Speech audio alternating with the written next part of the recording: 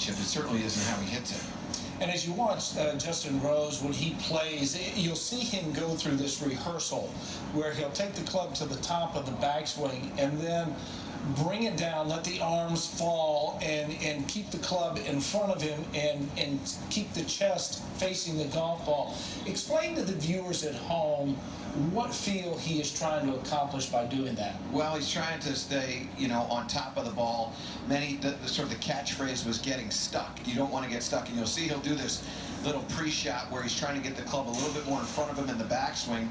And then what you want to do is you want to kind of feel like your chest is going to point down to the ground. If it starts to point up to the sky, which it can't, but it's going to start to go in that direction, what will happen is the lower body will work underneath the upper body, and that will change the path of the golf club as it comes into the strike, something that Rory has battled with his arm plane getting a little bit low, or Tiger Woods has battled through his career is just getting stuck. And you can see how Justin is very smooth in that change of direction.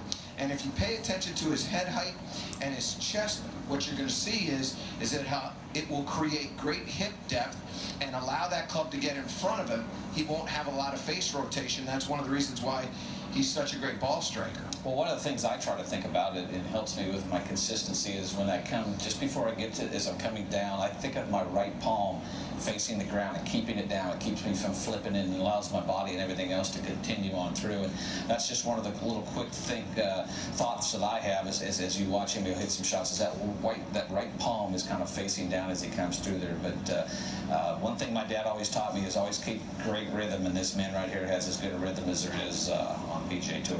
Well, and it seems like, one of the thoughts that he is paying attention to, at least early on in this practice session, is what is happening with that right palm in, say, the first couple feet in the backswing. He doesn't want that palm to open up and start to create a lot of face rotation. What he wants to do is kind of feel like that the palm at halfway back, when the face of the golf club and the shaft of the golf club are parallel to the ground, that they're also, the face and the palm are parallel to the spine. So you'll see him as he goes back here, very, very methodical in this takeaway. And you can see how that club face is not really spinning open a lot as he keeps that. Oh, Mr. Harmon has just stopped in here. Hey, Butchie, what do you see in here with Justin? I see a very repetitive golf swing, Michael, which is, I think, the most important thing. A lot of people would say, well, technically, is it perfect or not? I don't think there is a perfect way. The ball tells us it's perfect. And one thing about Justin Rose is he's got a repetitive swing, and that's what makes him so good. That's what makes you so good, Butchie. Always good to see you. And thanks again for that little tip yesterday on the Golf Fix, weakening up that hand to hit that bunker shot. Fantastic. That, huh? Oh, man, I use all your stuff. Yeah, it's on the way. Back to you, Kel. Wow, I didn't follow that. I've heard of the photobombing, but was that an audio bomb by the great Butch Harmon? And, of course, the coach to the #1 golfer in the world in Dustin Johnson. It's a Harmon affair with that talented player. Golf Central continues live from the Players. Jason Day, lower right of your screen. Justin Rose, upper left.